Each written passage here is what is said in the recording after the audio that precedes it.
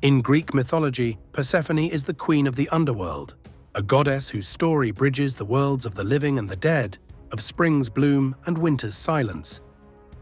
She was born to Demeter, the goddess of agriculture and fertility, and Zeus, the king of the gods. Her original name was Kor, meaning maiden or daughter. She was often seen as the personification of spring, young, beautiful, and full of life. Growing up under the protective care of Demeter, she spent her days in meadows, surrounded by flowers and nature.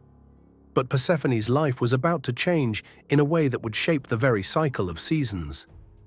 One day, while picking flowers in a field, Persephone was suddenly seized by Hades, the god of the underworld. The earth split open, and Hades emerged in his chariot, pulling her down into the depths below. This act wasn't just a kidnapping, it was part of a plan approved by Zeus himself. Demeter, unaware of where her daughter had gone, searched the earth day and night. As she wandered, crops began to wither and famine spread across the land. Humanity suffered, and the balance of nature was thrown into chaos. Eventually, Demeter discovered the truth. She demanded Persephone's return, and the gods were forced to intervene. Zeus sent Hermes, the messenger god, to retrieve Persephone from the underworld. But Persephone had eaten 6 seeds of a pomegranate offered by Hades, and in Greek belief, eating food from the underworld bound a soul to it.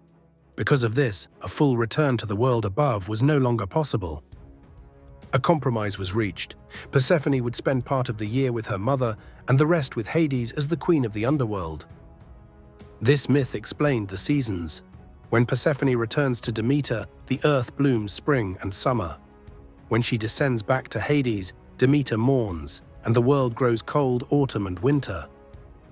Persephone was no longer just a daughter. She had become a powerful queen, ruling alongside Hades, not as a prisoner, but as an equal in many later versions of the myth. Later myths link Persephone to another story, the myth of Adonis, a mortal youth of extraordinary beauty, loved by both Aphrodite, the goddess of love, and Persephone. When Adonis died, both goddesses wanted him for themselves, Aphrodite in the world above, Persephone in the world below. The dispute was taken to Zeus.